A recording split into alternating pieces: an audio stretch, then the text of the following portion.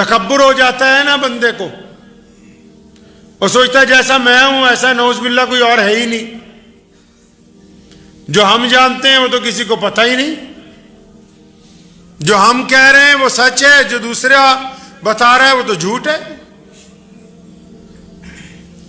تو ہمارے ہاں بھارت میں دو طرح کے لوگ ہیں، شب برات کو بھی لے لیں یا اور اسلامی رسومات کو لے لیں۔ ایک تو کہتے ہے ہی کچھ نہیں، کہ ضرورت ہی نہیں ہے، ثابت ہی نہیں ہے، کسی کتاب میں ہی نہیں لکھا، اور جو ثابت کرنا چاہتے ہیں وہ اتنی ضعیف حدیثوں کے ساتھ کہ نہیں جی بہت کچھ ثابت ہے، پھر اسی ثبوت کے طور پر ڈھول بھی بجانا چاہتے ہیں، ہائے اللہ بھی کرنا چاہتے ہیں، سڑکوں پہ رات کو آتش بازی بھی چاہتے ہیں، شور بھی مچانا چاہتے ہیں، ریاکاری بھی کرنا چاہتے ہیں۔ اب عام مسلمان کہاں جائے؟ جس کو اللہ اور اس کے رسول سے واسطہ ہے، جو لڑنا نہیں چاہتا دیوبندی بریلوی بن کے، جو 5 وقت نماز پڑھتا ہے، رزق حلال کماتا ہے، حلال مال کماتا ہے، اپنی اولاد کو بھی کھلا رہا ہے اور ان کو بھی دے رہا ہے جب مانگ رہے ہیں یہ، اب اسے پتہ ہی نہیں لگا بھئی کر کیا رہے ہیں، کہ بھئی 14 شعبان کو کرنا کیا چاہیے، کیا نہیں کرنا چاہیے، کیونکہ ایک طرف تو اعلان ہو رہا ہے کہ بھئی کچھ نہیں، دوسری طرف اعلان ہو رہا ہے بھئی بہت کچھ ہے۔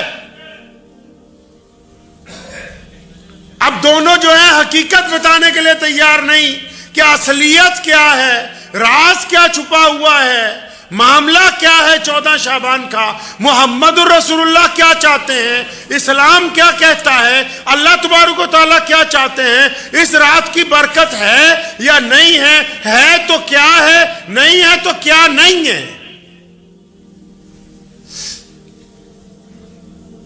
کیونکہ انا پھنس گئی، انا پھنس جاتی ہے نا بندے کی، مولویوں کو بھی کئی بار انا پھنس جاتی ہے، نہیں فلاں مسلک نے ایسا کہا تو ہم تو ایسے ہی کریں گے۔ ایک عقائد کو لے کے، نظریات کو لے کے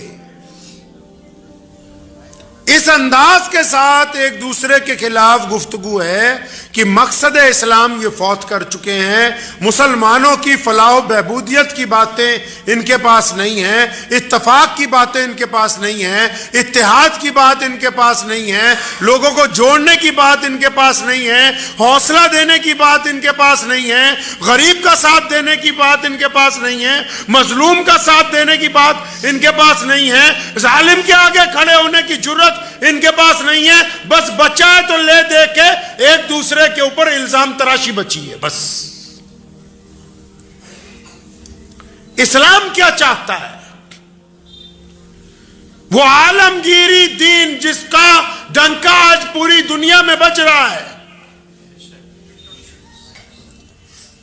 پورے عالم میں کوئی بستی ایسی نہیں جہاں 5 وقت مؤذن یہ نہ کہتا ہو کہ اللہ اکبر، کہ اللہ سب سے بڑا ہے، اور میں گواہی دے رہا ہوں کہ محمد الرسول اللہ اللہ کے رسول ہیں، خاتم النبیین ہیں۔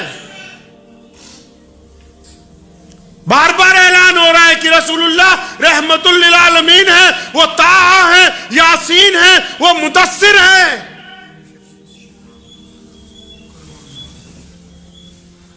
اب یہ بتانے کی بجائے کہ رسول اللہ کیا چاہتے ہیں، رسول اللہ صلی اللہ تعالی علیہ وسلم نے 14 شعبان کی رات کو کیا کیا، اللہ تبارک و تعالیٰ اپنے بندے سے کیا معاملہ رکھنا چاہتے ہیں، اللہ تعالیٰ کن بندوں کی مغفرت کی بات کر رہے ہیں، اب اس کی بجائے فروعی مسائل کو لے کے جو ضروری تو ہو سکتے ہیں لیکن اس حد تک ضروری نہیں کہ وہ مسلمانوں کو آپس میں لڑائیں، اس حد تک ضروری نہیں کہ وہ ایک دوسرے کی دشمنی دل میں پیدا کریں، اس حد تک ضروری نہیں کہ وہ ایک دوسرے کی طرف زہر کی نگاہوں سے دیکھیں، اس حد تک ضروری نہیں کہ وہ ایک دوسرے کی مساجد میں جانے سے انکار کر دیں۔ ایسے کوئی مسائل جو ہیں وہ اسلام کے اندر کوئی اہمیت نہیں رکھتے ہیں۔ پیارے نبی حضرت محمد رسول اللہ صلی اللہ تعالی علیہ وسلم کا فرمان ہے، اور خود نبی علیہ الصلوۃ والسلام نے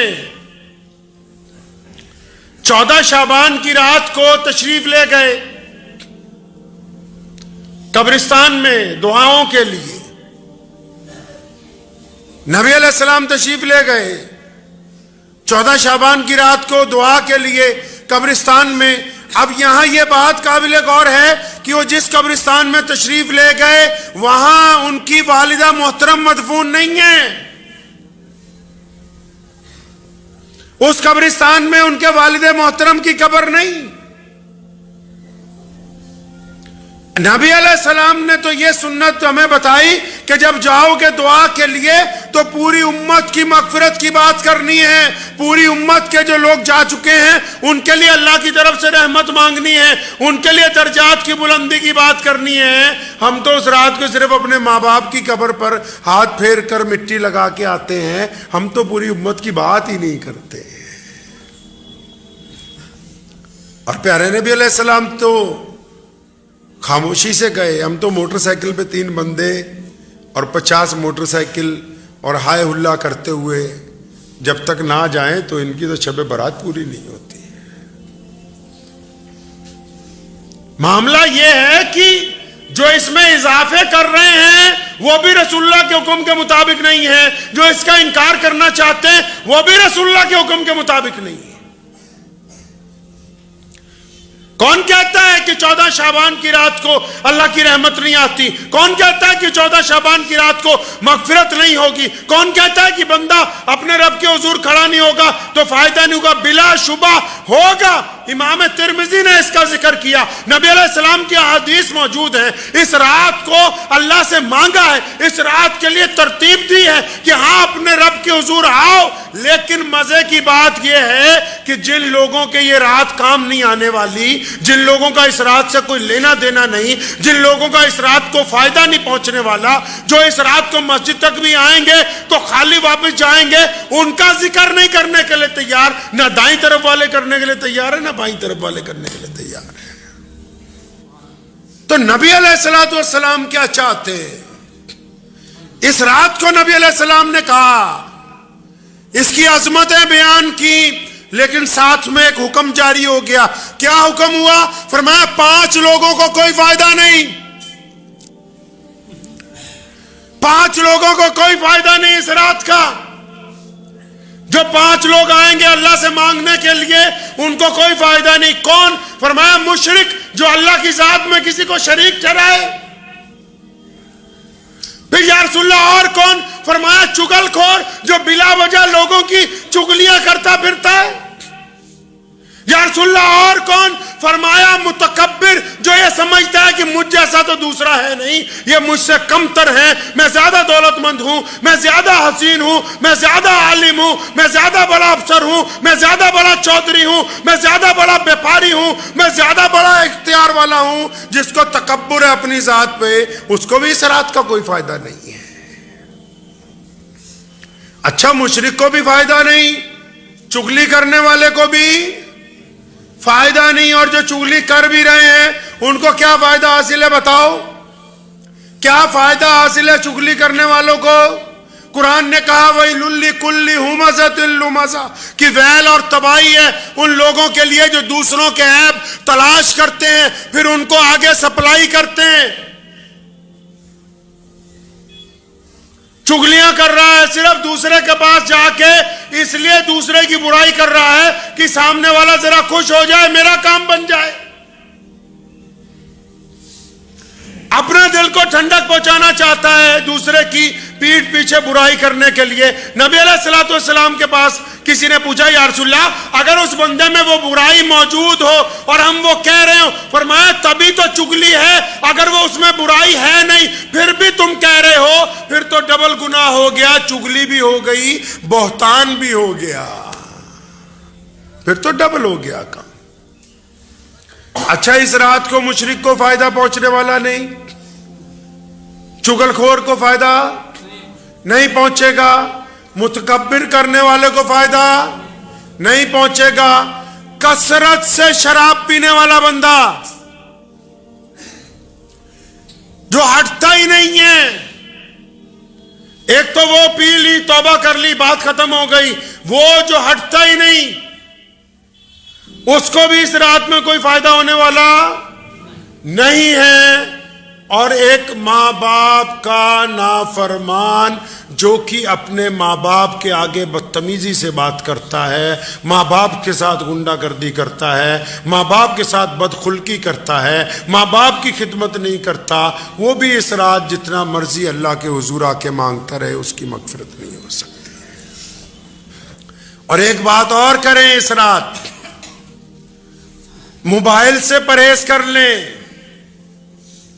ٹھیک ہے اسی میں دین کی باتیں بھی جا رہی ہیں، لیکن یہ اتنا اچھا نہیں ہے.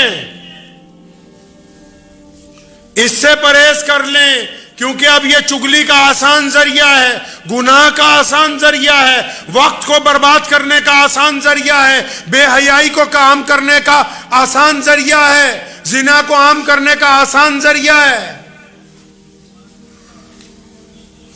ٹھیک ہے آپ ہیں اور آپ کا رب ہے. جب آپ اور آپ کا رب رات کو باتیں کرے تو پھر یہ ساتھ میں نہ ہو، یہ ساتھ میں نہ ہو آپ کے. جب آپ اپنے رب سے بات کریں تو بس آپ ہی ہو اور آپ کا رب ہی ہو. پھر اپنی حاجتیں اپنے رب کے آگے رکھیں، اپنی ضرورتیں اپنے رب کے آگے رکھیں. اس بات کو ذہن نشین کر لیجئے کہ اس رات جو لوگ بیٹھ کر گپے مارتے ہیں، جو بیٹھ کر چگلیاں کرتے ہیں، جو بیٹھ کے ایک دوسرے پر تنقید کرتے ہیں، جو دوسروں کی نماز دیکھتے رہتے ہیں کہ کیسے پڑھ رہا کیسے نہیں پڑھ رہا، اپنی ہو رہی ہے کہ نہیں؟ آپ کو جج نہیں لگایا اللہ نے ایک دوسرے پر، یہ ممبر بنائے اور جمعہ کے دن امام کا ذمہ داری کہ وہ قوم کو بتائے کیا صحیح ہے کیا غلط ہے. ہر ایک آدمی کو دوسرے پر جج نہیں لگایا. پولیس بنائی، عدالت میں جج بٹھایا، ہر ایک کو دوسرے پر جج نہیں لگایا کہ خود ہی فیصلے کرتے پھرو سڑک پر کھڑے ہو کے کہ کون حلال کا ہے کون حرام کا ہے. آپ کو جج نہیں لگا دیا گیا کسی کے اوپر.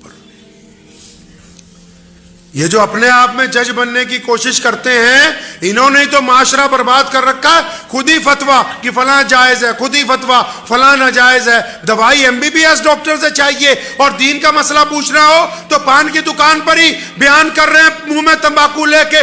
دین کا مسئلہ پوچھنا ہے تو علاقے کے بڑے کسی عالم دین کے ساتھ رجوع کرنا چاہیے، جا کے اپنی بات بتانی چاہیے. یہ کیسے ممکن ہے کہ دوائی آپ MBBS ڈاکٹر سے چاہتے ہیں اور دین کے فتوے آپ ایک دوسرے کے ساتھ خود ہی بیٹھ کے دے دیتے ہیں؟ یہ ممکن نہیں ہے.